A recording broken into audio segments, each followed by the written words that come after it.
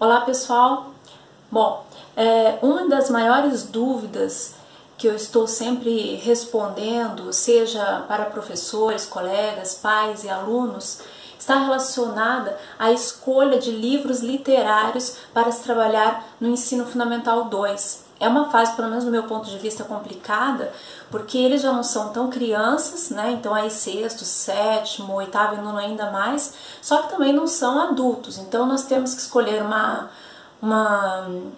obras, né?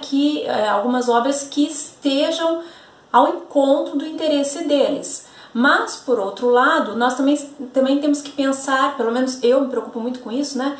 Com a linguagem, se é adequada, se tem algum tipo de palavra assim mais pesada, palavrões, alguma cena que não seja adequada à idade deles. Eu tenho essa preocupação porque não sou mãe, né, desses alunos, então eu tenho que fazer uma escolha que satisfaça a mim, a escola, aos pais, aos alunos. Então é complicado, né, fazer essa escolha de que livro literário trabalhar na escola.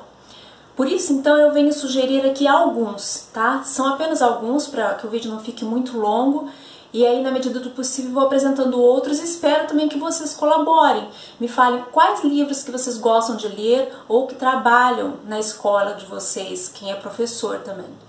Um dos livros que eu trabalho neste ano, nos 7º anos, e eles gostam muito, é esse daqui, O Mistério da Casa Verde. Olha, é livro escrito pelo Moacir Scliar. E eu gosto muito porque O Mistério da Casa Verde, ele não é bem uma releitura do Alienista. Ele é uma obra baseada no Alienista, no conto de Machado de Assis Alienista. É como se for o Alienista, né? É como se fosse uma espécie de continuação. Moacir Scliar, então, vai continuar a história da Casa Verde, contada na obra de Machado de Assis, já passadas algumas décadas, tá? Então ele vai falar a respeito de um bisneto, se não estou enganada, do protagonista do Alienista. Esse bisneto mora na mesma Casa Verde que fazia parte do conto. E nós temos como personagens novos alguns adolescentes que querem montar um clube. E esse clube será montado na Casa Verde, uma casa abandonada, misteriosa, que os moradores de Itajaí então têm muito medo, né? Então assim começa a aventura, esses adolescentes tentando montar o seu clube nessa casa abandonada, eles vão acabar descobrindo aí, né, tendo contato com o mistério, com esse homem que está morando nessa casa. E aí então acontece toda a história. Por que esse homem está trancado na casa? O que acontece com esses adolescentes? De que modo nesta obra o alienista aparece? Porque a obra de Machado de Assis, além de ser base do livro, ela também é contada, pelo menos alguns trechos aqui neste livro, tá? E aí nós temos então um desfecho.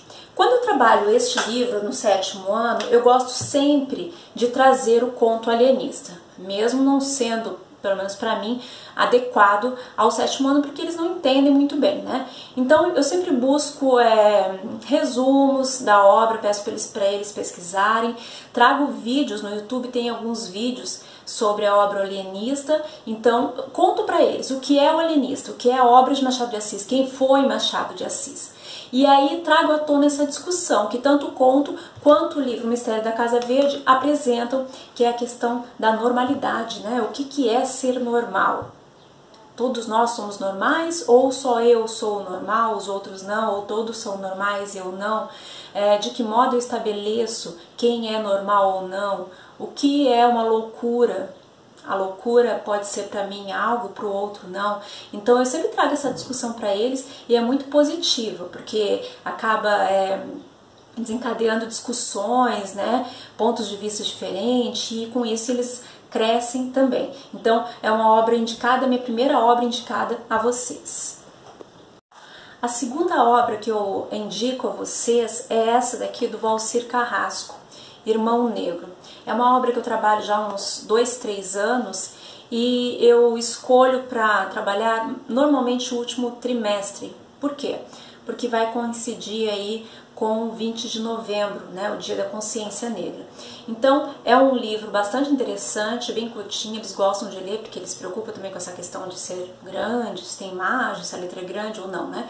Então é um livro curto, mas muito interessante, e este livro ele conta a história de um menino branco, loiro, de olhos claros, filho único, e que tinha um sonho de ter um irmão, né?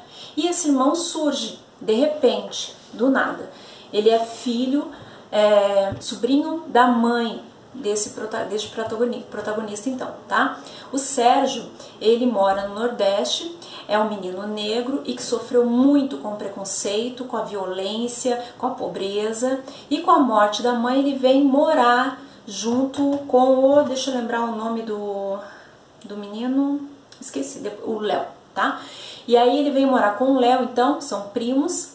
Só que no primeiro momento o Léo se decepciona um pouco porque não era bem aquele irmão que ele estava idealizando, né? Um irmão adotado, um irmão negro, e enfim, não era a expectativa dele. No entanto, a relação dos dois vai cada vez mais sendo fortalecida, construída na base do amor, do respeito, e os dois juntos acabam enfrentando um preconceito muito grande entre os seus amigos, especialmente os amigos de Léo, né? Então nós temos aí o Léo tem alguns amigos e o Sérgio acaba sendo excluído por ser negro simplesmente, tá?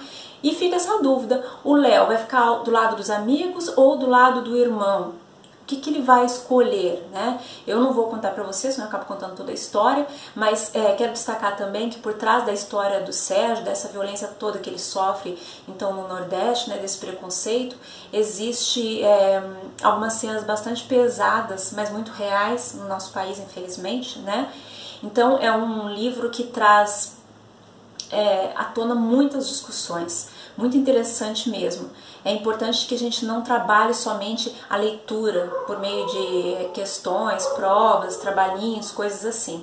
É um livro que incita debates, né, discussões, especialmente para quem trabalha em escolas privadas que muitas vezes não estão tão abertas a esses questionamentos, né, que se cobre às vezes um pouco essas questões. Então é um momento importante para se trazer à tona essas discussões, debate, mostrar para os alunos que isso é a realidade.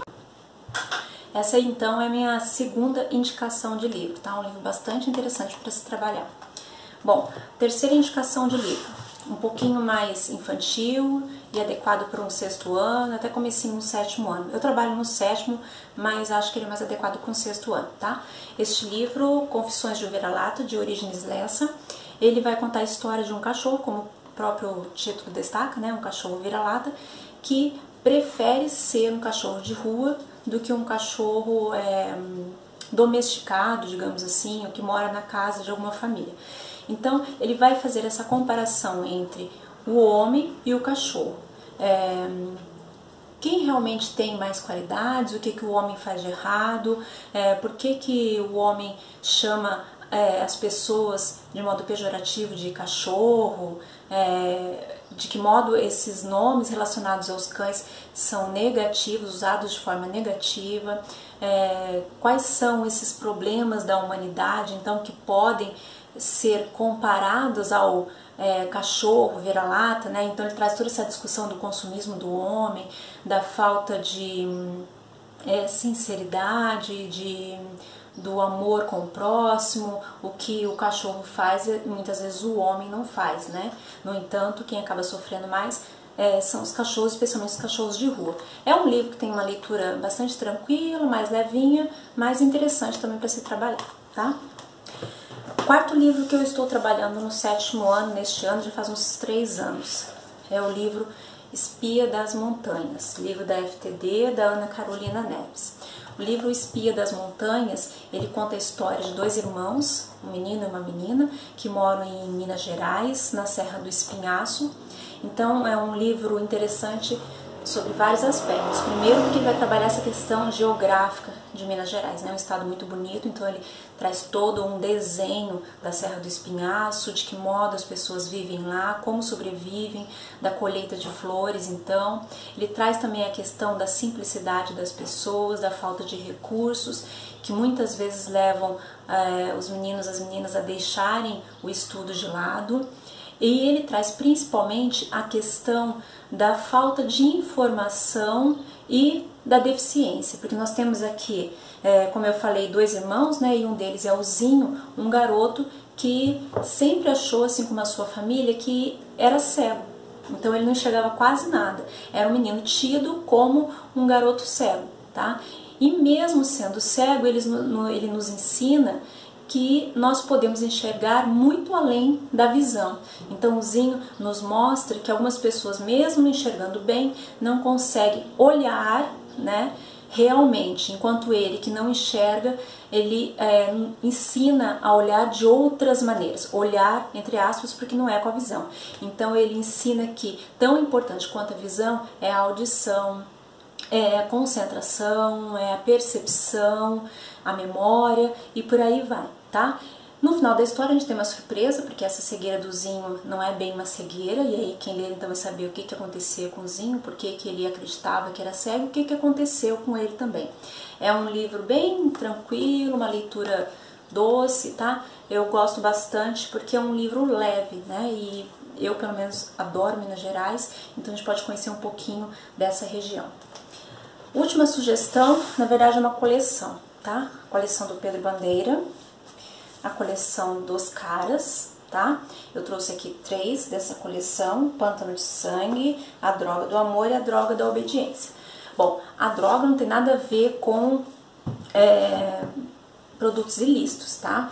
Bom, na verdade tem, mas não o que se acredita, né? Eu vou falar um pouquinho sobre a droga da obediência. Então, Os Caras é um grupo de adolescentes, e esse grupo de adolescentes nessa obra aqui vai lutar para desvendar um mistério. O mistério de uma droga que está sendo utilizada pelo Dr. QI, e ele pretende então usar essa droga para fazer com que a humanidade apenas se submeta às suas vontades, obedeça a tudo. Então é um livro de aventura, né, que vai trazer algumas aventuras desse grupo, mas que vale a pena para a gente discutir essa questão da obediência. Até que ponto nós podemos nos libertar dessa obediência, e até que ponto que nós precisamos realmente obedecer a tudo, né, sem discutir. Quais são os limites da obediência? Então é uma questão também para se levantar. Eu gosto sempre, quando eu trabalho com obras literárias, de levantar questões polêmicas e com isso fazer com que os adolescentes pensem um pouquinho mais a respeito da realidade. Bom, essas aqui foram as minhas indicações de hoje. Assim que eu tiver outras, eu trago a vocês, mas eu espero que também me sugiram algumas obras, né? É uma tarefa bastante complicada para nós professores de português. Então eu queria saber que obras vocês estão lendo, trabalhando na sala de aula. Indiquem para mim, comentem, dê um like aí, compartilhe esse vídeo para que a gente possa continuar aí incentivada fazendo outros vídeos também, tá? Até o próximo!